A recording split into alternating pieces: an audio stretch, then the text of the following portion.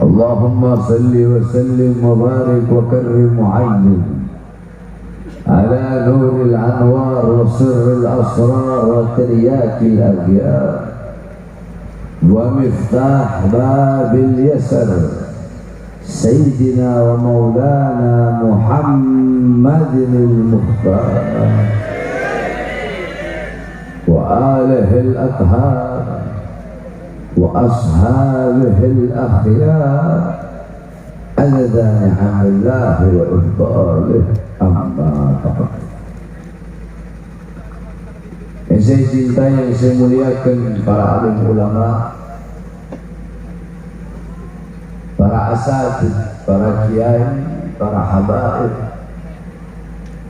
para tokoh masyarakat, para aparat pemerintah, wabil khusus guru kita yang mulia yang baru saja menyampaikan nasihat yang luar biasa, Al-Habib Muhammad Ibn Hussein Al-Abbas. Kita doakan mudah-mudahan Allah panjangkan umur beliau, Allah sehatkan jasmani dan rohani beliau, Allah perkuat langkahan kaki beliau di dalam berdakwah dan berjuang di jalan Allah untuk meneruskan perjuangan datuk-datuknya dan menjadi penyambung lidah untuk menyampaikan kebenaran yang disampaikan oleh datuk-datuknya. Yang saya cintai, yang saya muliakan segenap pengurus Front Persaudaraan Islam Madura, khususnya Pamekasan, Kiai Aziz yang saya cintai, yang saya muliakan. Ya, kemudian wabil khusus yang saya cintai, yang saya muliakan keluarga besar almarhum Bapak Musa bin Tahir. Bin Tahir apa bin Tohir? Oh, kalau bin Tohir itu sama banget. Aku juga kan? Tohir, Tohir. Kirain bin Tohir atau bin Smith. Andaikan garis keturunan nasab itu bisa diambil,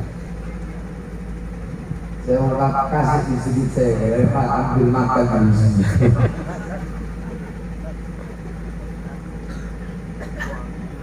Acara apa? Anak ini nggak tahu karena terlalu banyak jadwal. Anak nggak tahu kalau malam ini jadwal ceramah di Madura. Anak bangun tidur tadi, Habib Fadli datang, Habib, malam ini ada jadwal di Madura. Yang benar, iya. Jadi anak makanya nggak bawa, anak kan biasa ceramah pakai jubah, iya kan? Pakai baju koko, pakai jubah.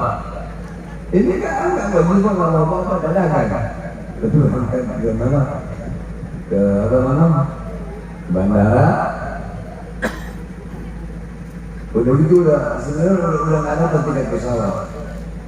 Tapi alhamdulillah berkat pertolongan Allah dan doa masyarakat Madura dapat dan bisa sampai di sini. Jadi anak nggak tahu ini acara apa? Acara hal. Acara hal anak bahas tol. Nggak mungkin acara hal anak bahas jihad. Masa acara khitanan. Anda bahas jihad kan acara apa Anda bahas? Oh, acara kita Anda bahas? Bukan. Nggak tahu ntar kalau nyambungnya keperjuangan ya Allah alam. Itu kan urusan anak yang ceramah, nggak bisa diatur. Kalau mau atur ceramah jangan anak ceramah. Andaikan pejabat, polisi atau tentara atau pemerintah mau ngatur, nanti Habib Bahar ceramah jangan bahas politik ya, jangan bahas pemerintah ya, jangan bahas yang ceramah. Kau duduk di sini ceramah.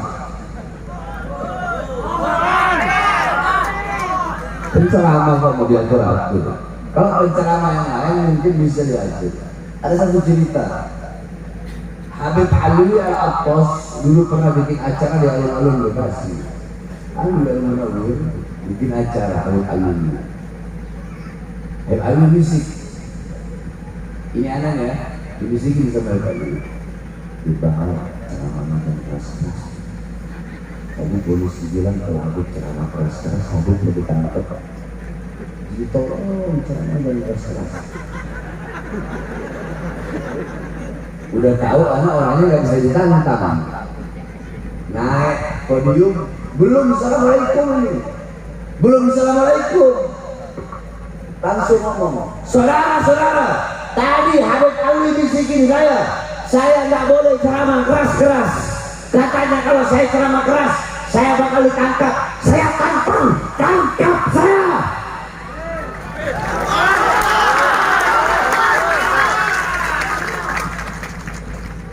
Al-Muluk Al-Imam Abu Aswad Ad-Du'ali beliau berkata, Al-Muluk hukamun ala nas. Sama-sama kita ngaji. Bismillahirrahmanirrahim. Al-Muluk qala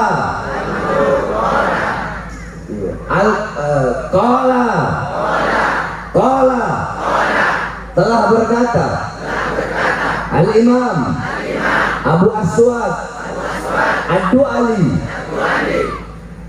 Al-Muluk para raja, para sultan, para pejabat, para pemerintah, hukamun, mereka bisa menghakimi, mereka bisa mengatur, mereka bisa membuat aturan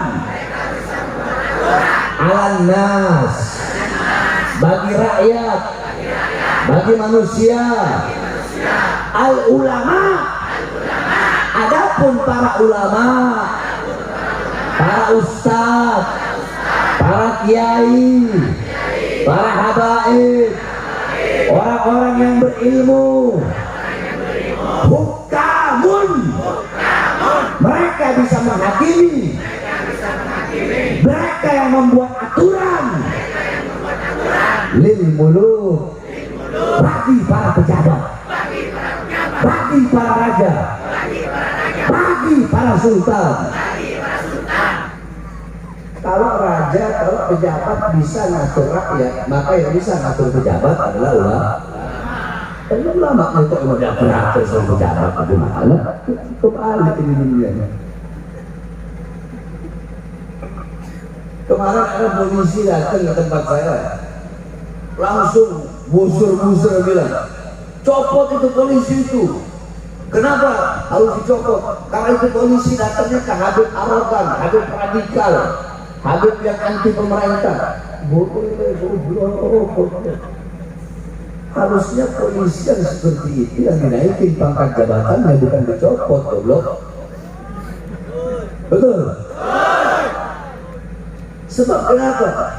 Khiyal umara alladzina ya'tunal ulama. Sebaik-baiknya pejabat, sebaik-baiknya RT, RW, lurah, camat, bupati, wali kota, gubernur, menteri, presiden, polisi, tentara, anggota dewan, sebaik-baiknya pejabat adalah pejabat yang datang kepada ulama. Sebaliknya, wasyirarul ulama alladzina ya'tunal umara, dan paling buruknya ulama, paling bejatnya ulama adalah ulama yang datang kepada para pejabat. Jadi seharusnya ulama yang datang ke pejabat atau pejabat datang ke ulama. Ya harusnya begitu banget, dan soal ngatur-ngatur. Tuh kan, belum bahas sekolah. Doa ya. Cong, kok capek dong. Sedikit deh saya bahas sekolah, ya, biar paham ya. Dengarkan baik-baik, khususnya ibu-ibu ini. Haul itu punya 3 makna. Ada berapa makna?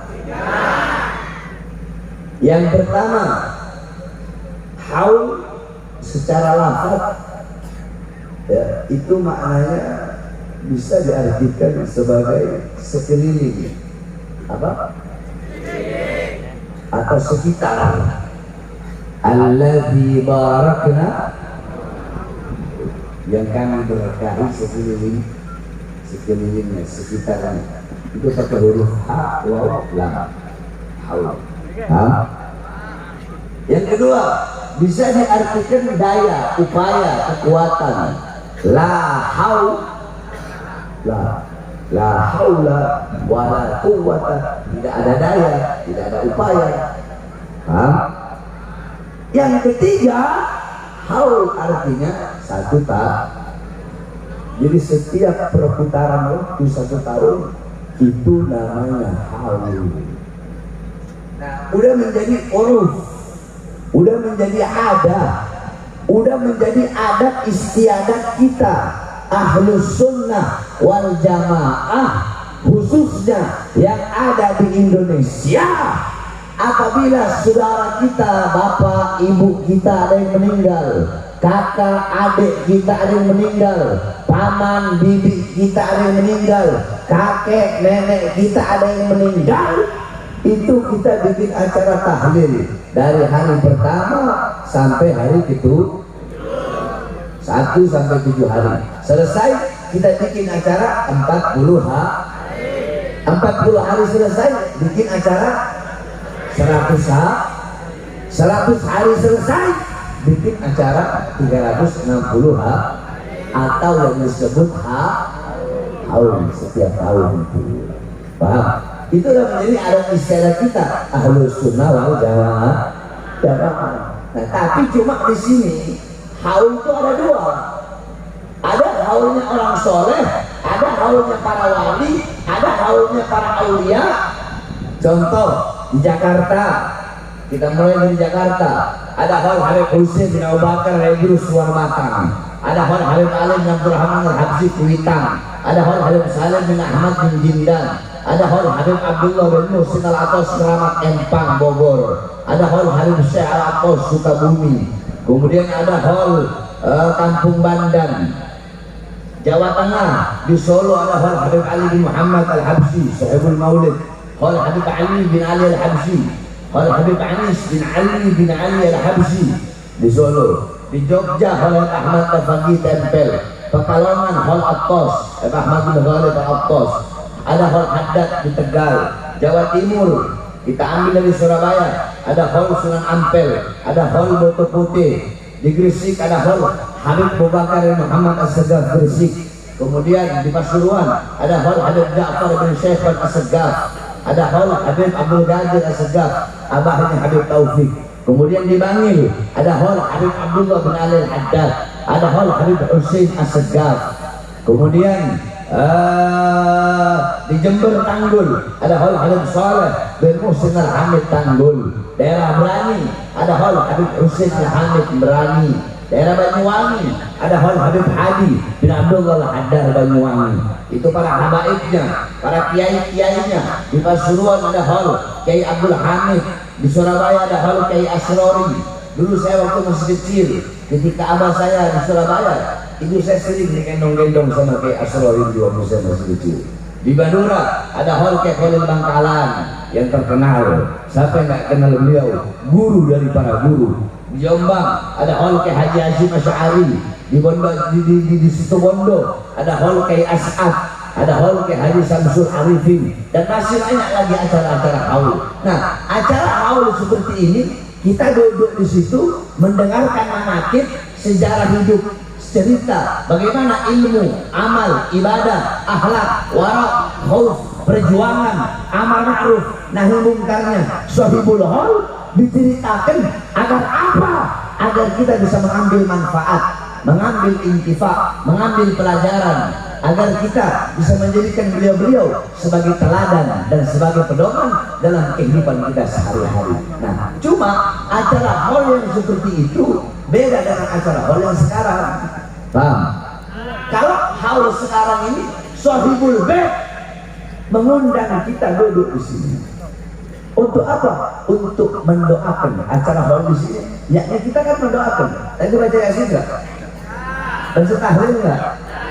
Tahlil, tahmid, tasbih, takbir, tamjid, salawat dibacakan kan? Yang dimana semua itu diniatkan, dihadiahkan untuk almarhum yang meninggal dunia atau yang kita haul. Nah, kalau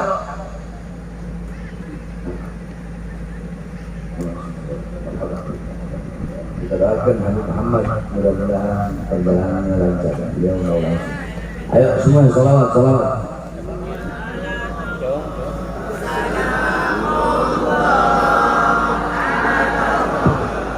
Rasulillah salatullah salamullah ala yasin habibillah salatullah salamullah Rasulillah salatullah salamullah ala yasin habibillah salamullah ala Rasulillah salatullah salamullah ala yasin habibillah. Lanjut.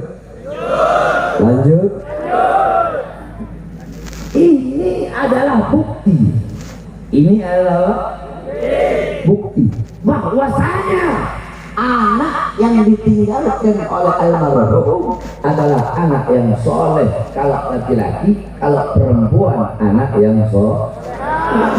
Loh, kok bisa beda? Iyalah, anaknya ngundang kita, keluarganya ditinggalkan ngundang kita, duduk di sini, duduk berkumpul bersama ulama sahibul bait yang menjadi perantara kalian bisa bertatap wajah dengan saya, dengan Habib Muhammad, dengan para kiai-kiai di sini, dengan para ulama-ulama, menjadi wasilah, perantara kita bermuwajahah, bermuqabalah, menjadi perantara kita duduk sama-sama di sini membaca maulid, baca sholawat, baca yasin, baca tahlil.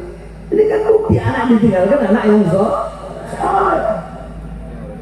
Ini yang menjadi bukti bahwasanya anak ditinggalkan anak soleh, yang dimana anak tersebut mendoakan kedua orang tuanya, berbakti kepada bapakmu, berbakti kepada ibumu, bukan hanya semasa hidup saja. Wajib bagi kita sebagai anak berbakti kepada kedua orang tua walaupun orang tua kita telah tiada. Bagaimana cara berbaktinya?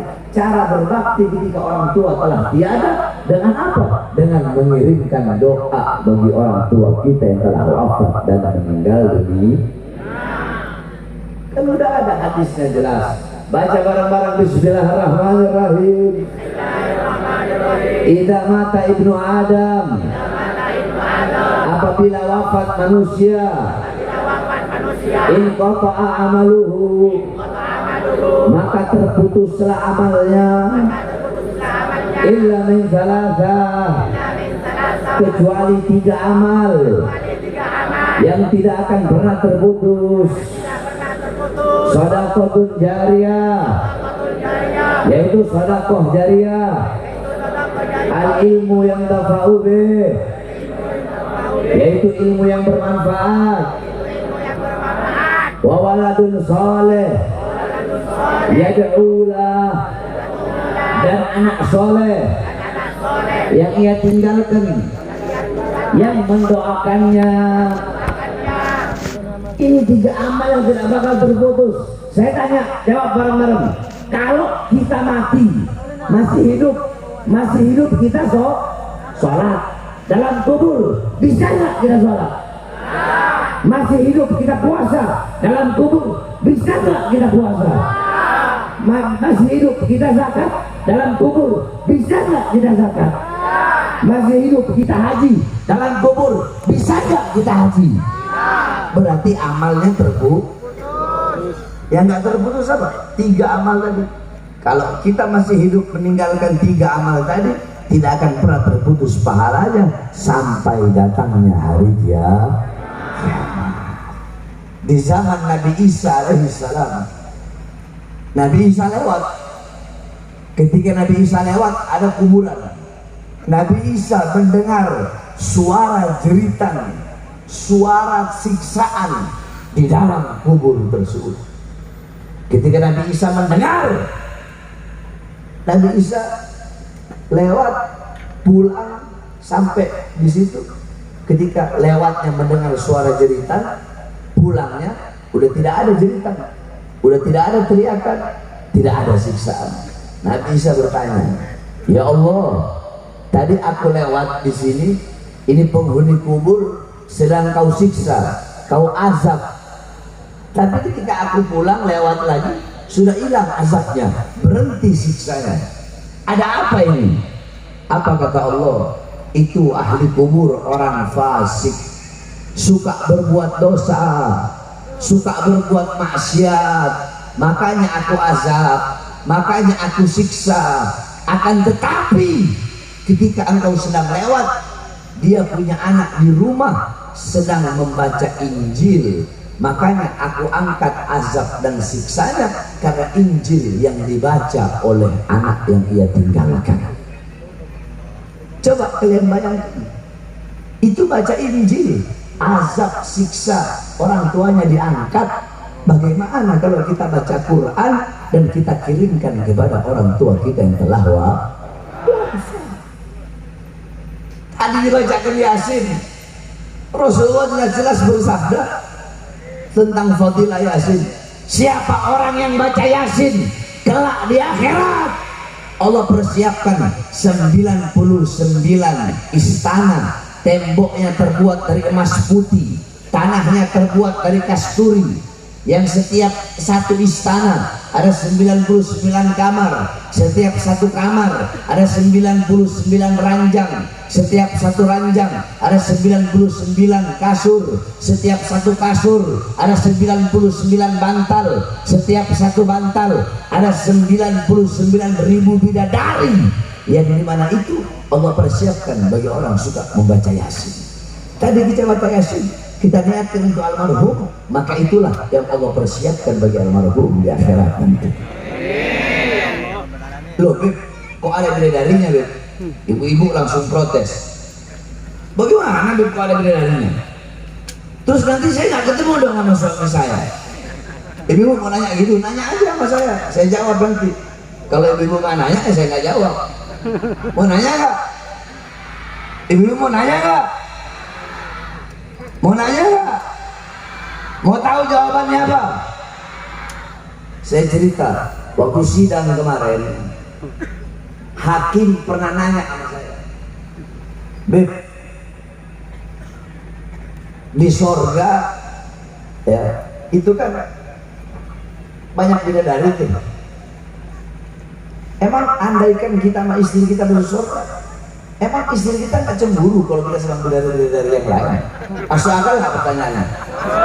Masuk akal nggak? Saya jawab, Pak Hakim, di surga itu tidak ada hal, tidak ada sesuatu apapun, tidak ada perkara-perkara apapun yang bisa memutuskan kenikmatan walaupun sedetik. Jadi nggak ada meludah, itu di surga nggak ada. Buang ludah, bersin, ngedipin mata, kencing, buang air besar, kentut, itu nggak ada di surga. Karena apa? Hal-hal itu memutuskan kenikmatan.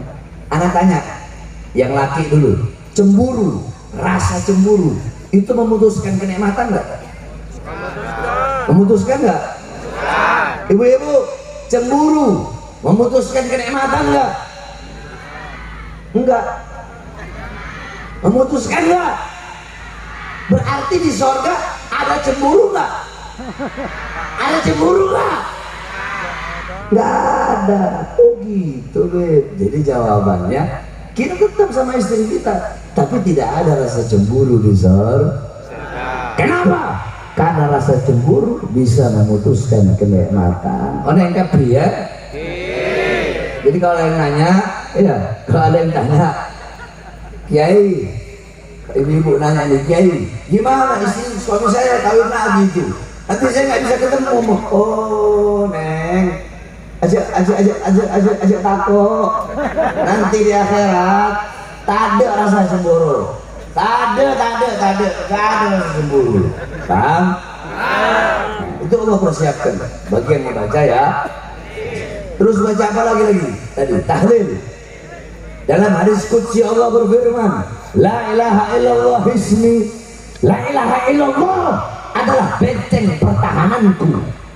Barang siapa yang membaca la ilaha illallah, maka berarti dia telah masuk dalam benteng pertahananku. Barang siapa yang masuk dalam benteng pertahananku, faqad amana min adabi, maka sungguh itu orang telah aman dari azab dan siksaku. Jadi kita baca la ilaha illallah, almarhum aman dari azab dan siksa Allah Subhanahu wa taala. Jadi bagus nggak acara-acara seperti ini? Bagus nggak? Nah kita sebagai anak perlu nggak bikin acara hall buat orang tua kita? Perlu nggak? Nah sekarang saya tanya, kalian di sini para orang tua, nanti andaikan, saya doakan panjang umur, andaikan kalau udah mati, udah tua, wafat, meninggal, pengen nggak punya anak yang nanti kalau udah meninggal ngedoain tiap hari? Pengen nggak? Pengen nggak punya anak soleh? Pengen nggak punya anak yang alim? Ibu-ibu pengen nggak?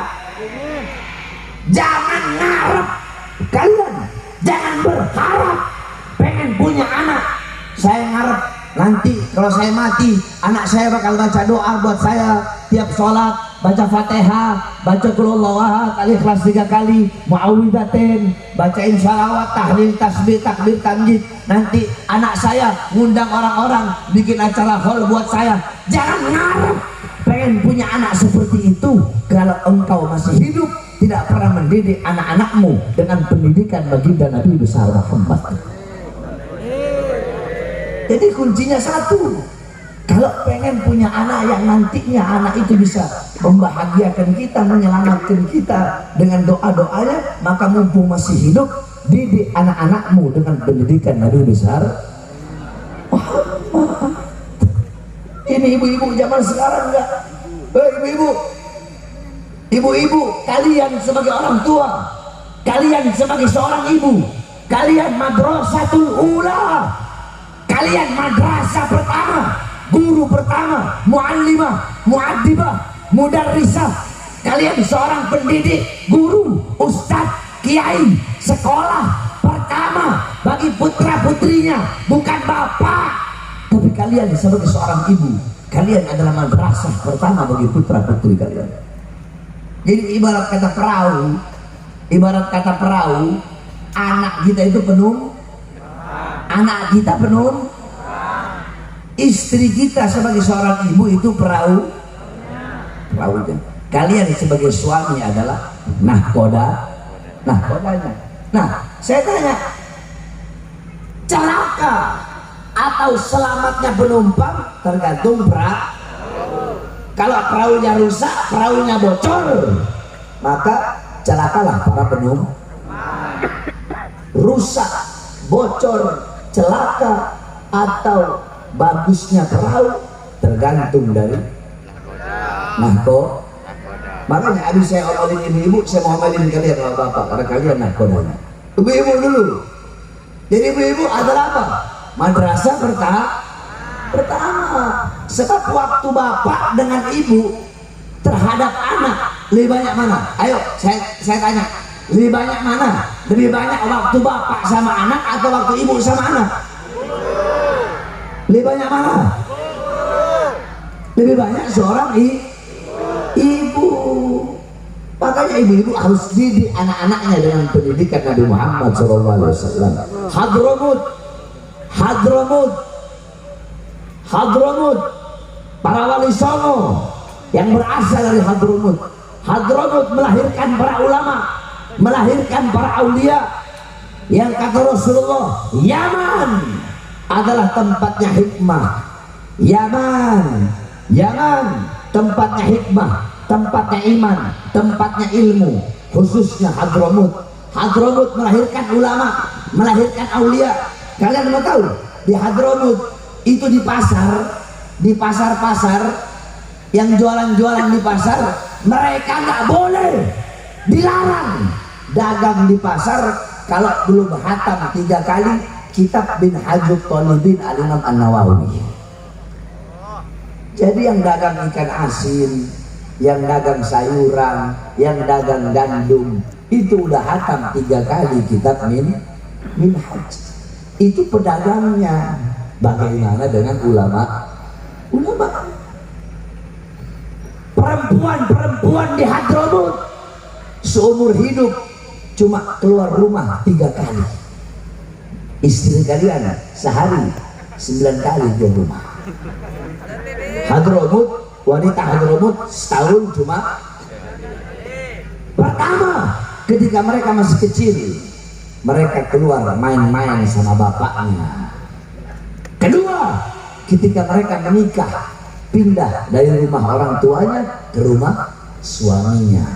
Ketiga, ketika mereka wafat, mati, dibawa dari rumahnya menuju kuburnya. Makanya jangan heran kenapa perempuan di Hadramut itu banyak yang waliyah, alimah. Sampai-sampai ada seorang wanita di Hadramut, Fahmi Al-Amudi, Syekhah Al-Amudi. Beliau mensyarahkan kitab Minhaj. Bayangin perempuan nyarain kitab Minhaj. Kalau ente pernah kan ada kan Nihayatul Muhtaj, itu kan salah Minhaj. Tuhfatul Muhtaj, Ibnu Hajar Haytami, ya. Banyak para ulama-ulama yang mensyarahkan kitab Minhaj. Nah, ini perempuan nyarahin kitab Minhaj. Ini perempuan berasal dari Tarim, Hadramut, Yaman. Di akhir syarahnya dia memberikan taklif, memberikan komentar. Apa komentarnya?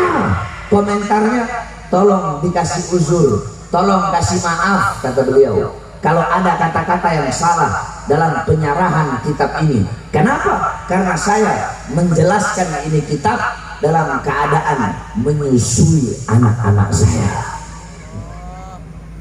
Coba bayangkan perempuan di Hadramut nyusuin anak sambil nyarahin kitab. Nggak heran anak-anak kecil di Hadramut umur 10 tahun udah hafal kitab Minhaj, nggak usah heran. Kita bicara Minhaj Zubat aja ngadom nggak hafal. Iya kan? Nah makanya ibu-ibu itu kalian harus didik, kalian punya anak-anak, apalagi anak-anak perempuan, ya. Apalagi anak-anak perempuan. Ini anak perempuan zaman sekarang saya lihat, ya Allah, apalagi di kota-kota besar, perempuan di pinggir-pinggir jalan kayak gak punya harga diri. Di pinggir-pinggir jalan ciuman, mabok, dansa. Ada apa ini? Kemana kalian sebagai para orang tua? Yang paling banyak merayakan malam tahun baru, yang paling banyak merayakan hari Valentine, yang paling banyak merayakan hari-hari besar orang Barat, hari-hari besar orang kafir, bukan orang Kristen, bukan orang Buddha, bukan orang Hindu, tetapi abnaul muslimin wal muslimat, anak-anak Islam yang paling banyak merayakan itu. Saudara, saya tanya ibu-ibu, kalian kalau punya permata, emas, uang, intan, berlian, apakah bakal kalian taruh depan rumah? Kalian taruh di kamar kan? Kalian kunci rapat-rapat, iya kan? Saya tanya, ayo, istri kalian kalau punya uang, apakah ditaruh depan rumah atau dalam lemari? Kenapa? Uang taruh di luar? Takut hilang, takut dirampok orang, takut diambil orang. Ibu-ibu, kalau harta, emas, intan, permata, uang kalian kunci rapat-rapat di dalam lemari kalian agar tidak dilihat orang. Kenapa? Anak-anak perempuan kalian umbar seperti binatang yang tidak punya kehormatan.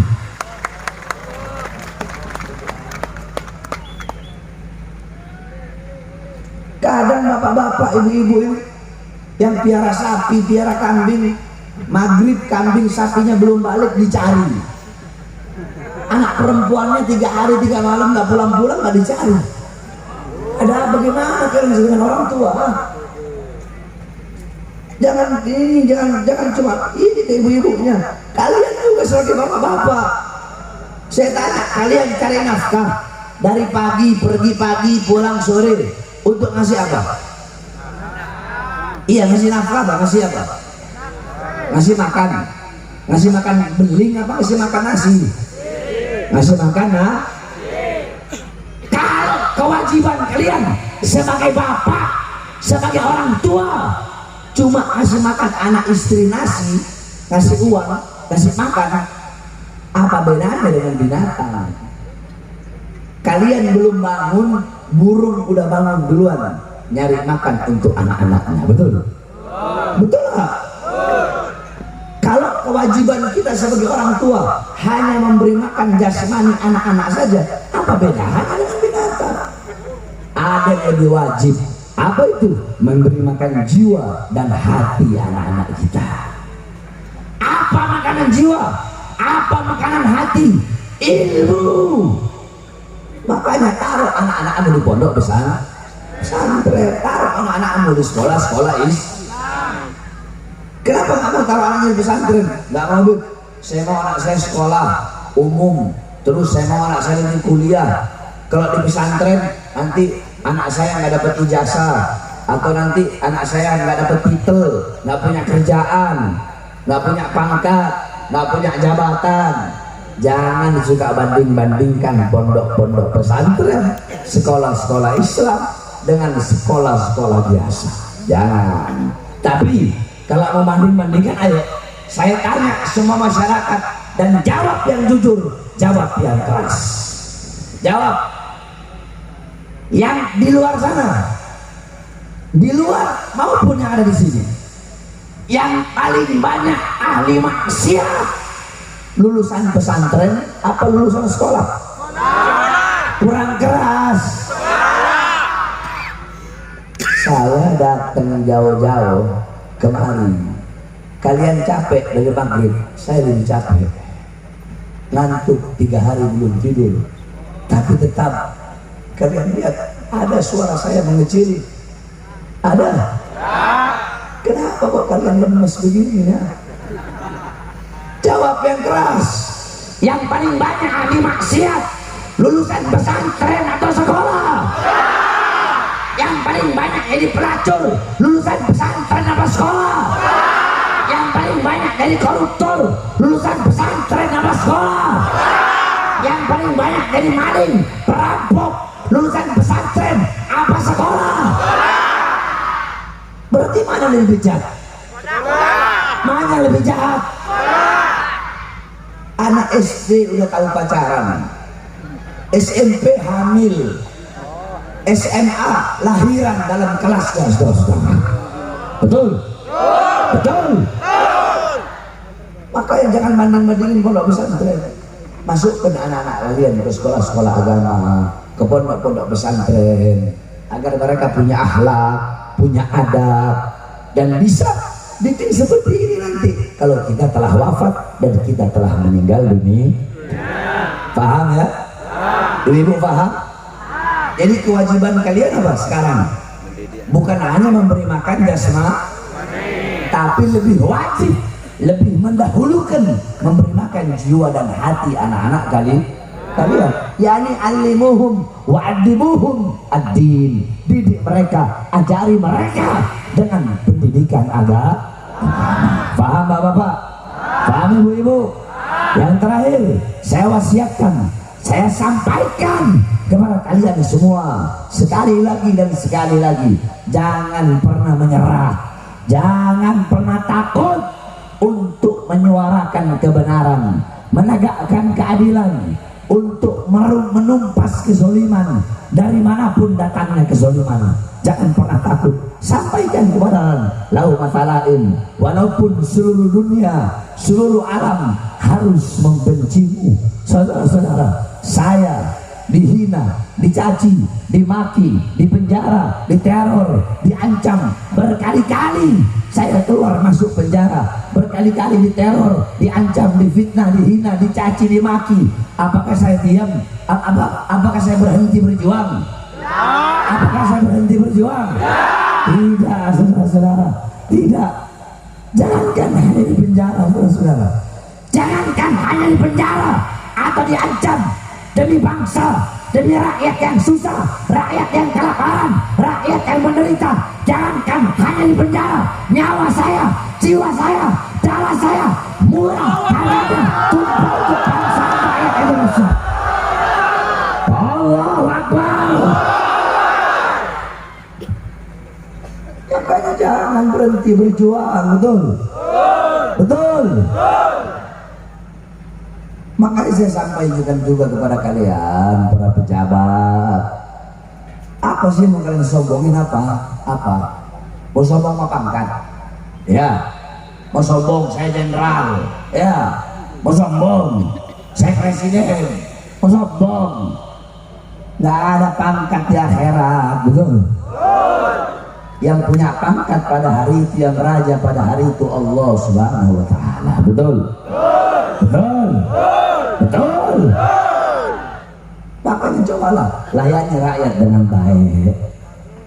Sebab kenapa banyak pejabat sekarang ini butuh sama rakyat kalau ada maunya doang. Betul kan Ibu? Nanti 2024 dilihat pemilu nih. Wah, ada yang nggak pernah pakai songkok, dia pakai songkok. Nggak pernah pakai baju koko, tahu-tahu pakai baju koko. Hati bukan Islam pakai baju koko. Nggak pernah ke masjid, datang ke masjid. Nggak pernah ke kampung-kampung, datang ke kampung-kampung. Ya, butuh sama rakyat kalau ada mau.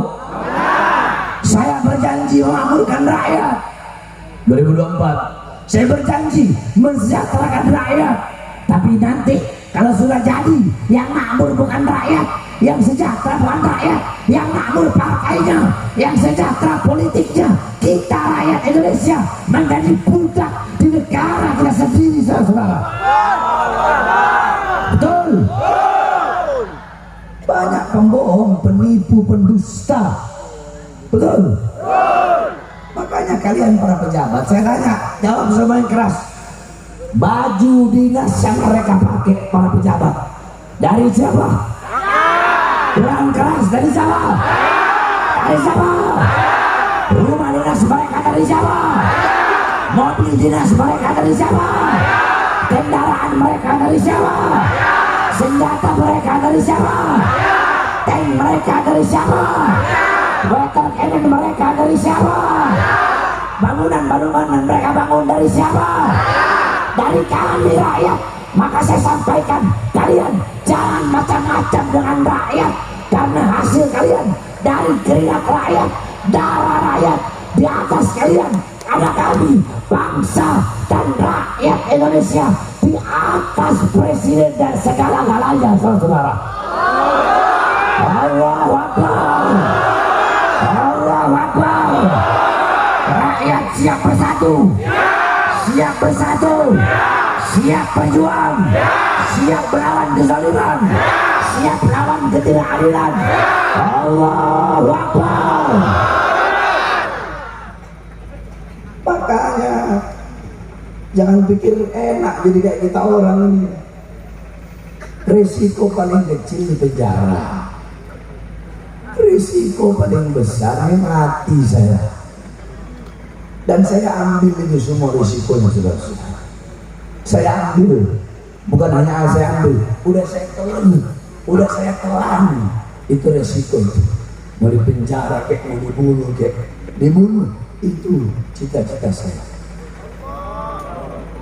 Andaikan saya mati, andaikan saya mati, mayat saya sampai rumah, saya punya anak istri bakal bilang, Abah, saya punya istri bakal bilang, kakak, ini cita-citanya kakak sekarang udah tercapai, kakak bisa tenang, gak punya beban lagi, dan kakak bisa tenang, bersama datuknya kakak Rasulullah SAW.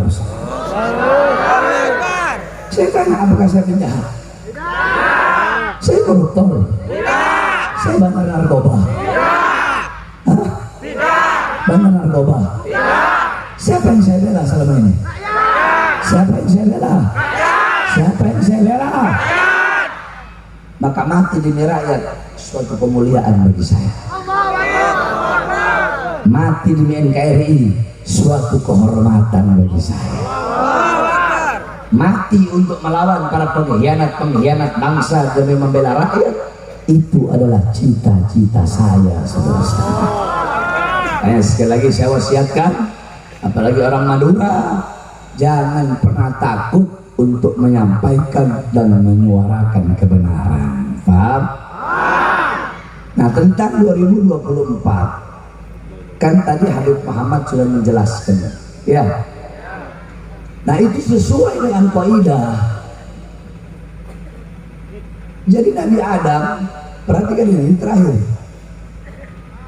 Karena saya dari sini mau balik ke Surabaya.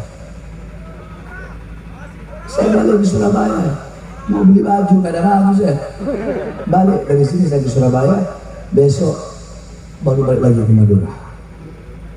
Karena saya nggak tahu ada acara, saya lupa dan udah gitu di panitia kan ngasih tahu ke saya, ngasih tahunya ke murid saya.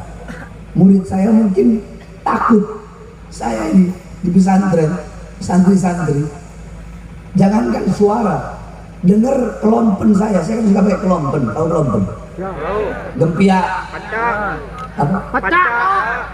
Pecah, tahu? Saya suka pakai pecah. Nah itu pecah kalau saya pakai buat bangunin anak-anak subuh, baru dengar suara kletak itu bangun semua. Apalagi dengar suara saya. Mungkin kalau panitia ngasih tahunya ke siapa, anak-anak santri saya, ya nggak bakal berani ngasih tahu ke saya. Makanya saya nggak tahu, saya lupa dan terlalu banyak juga jadwal saya. Jadi mohon dimaklumi saja. Terakhir tentang 2024 yang bagaimana Habib Muhammad sudah jelaskan tadi.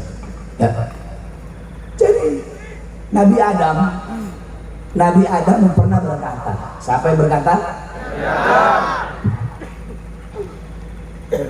Idza aradtum an fi'la syai'in faqaddimu thalathata asya'.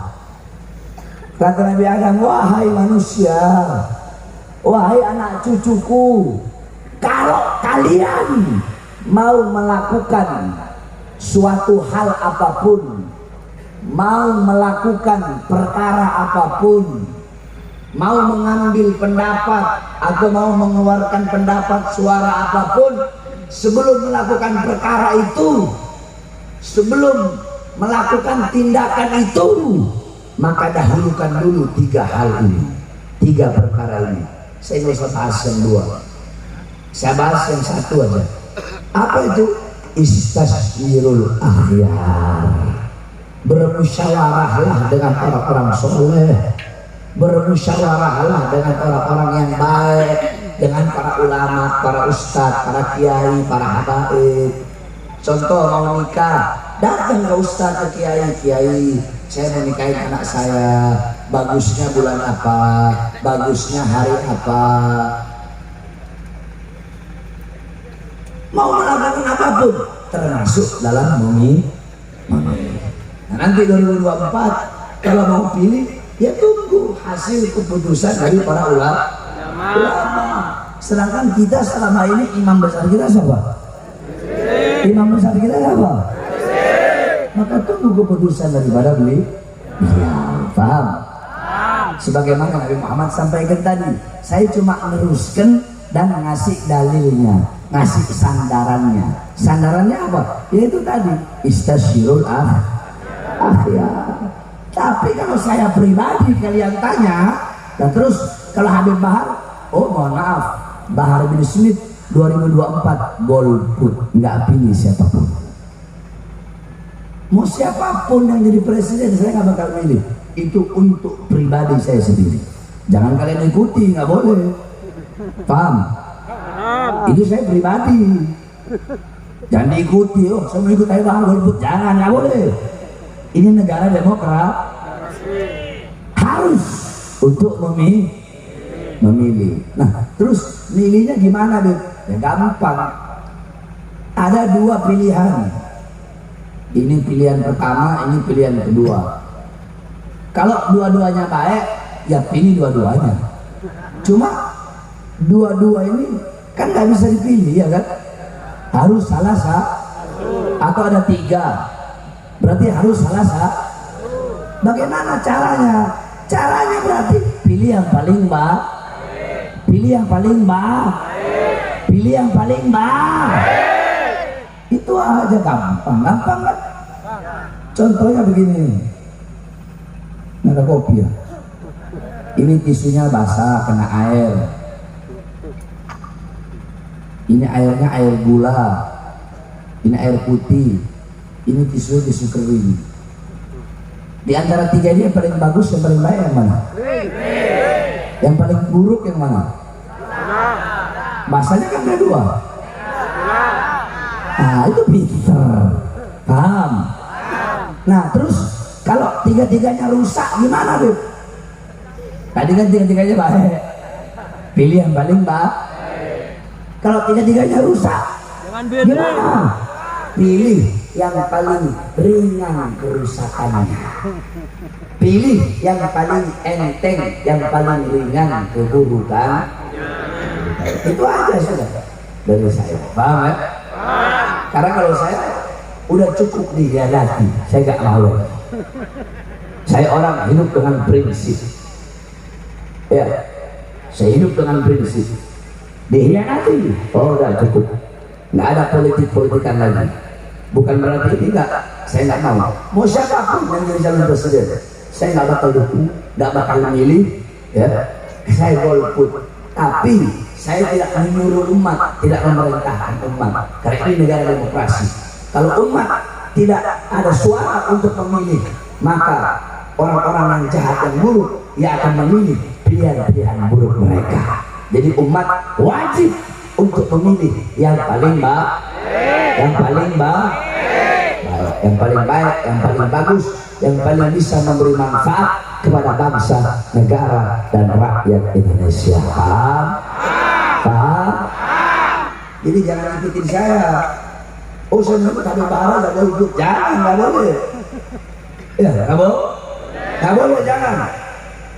Kalau saya pilih siapapun, karena saya udah cukup mengkhianati. Saya nggak mau. Saya paling benci pengkhianat.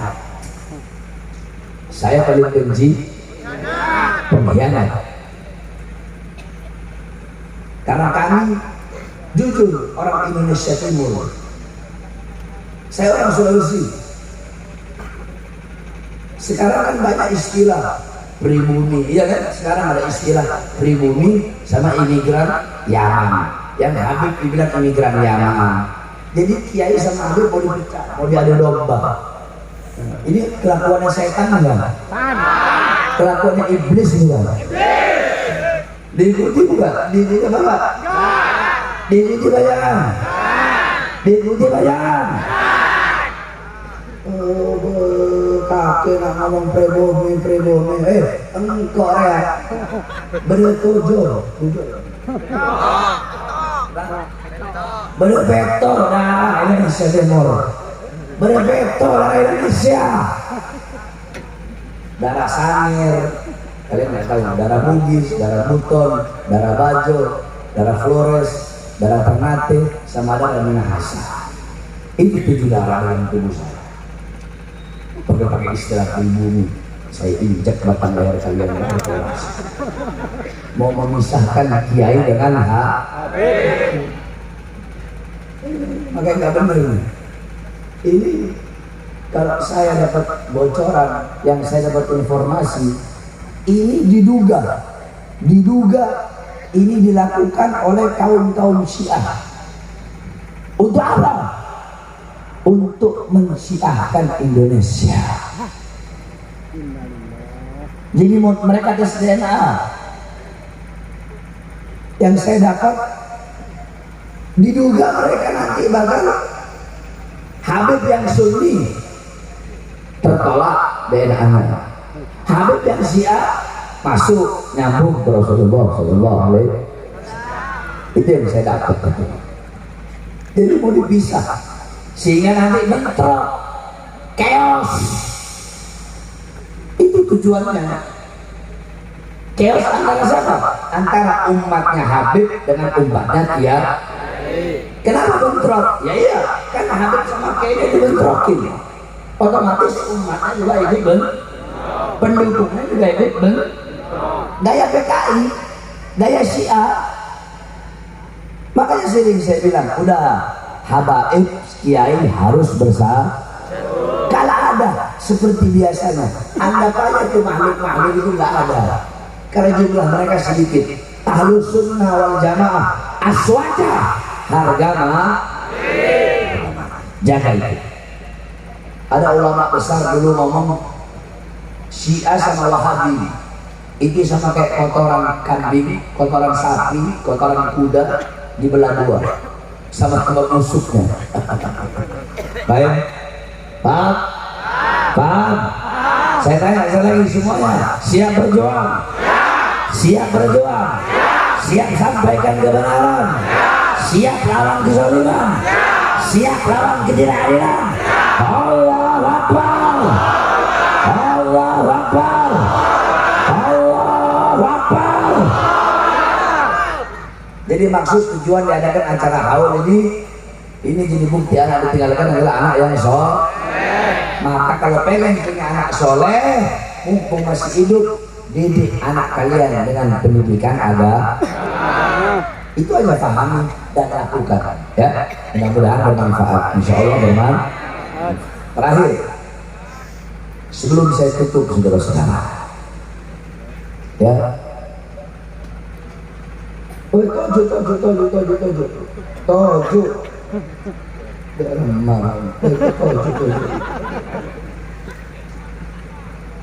Ya, coba itu yang video-video nanti dulu.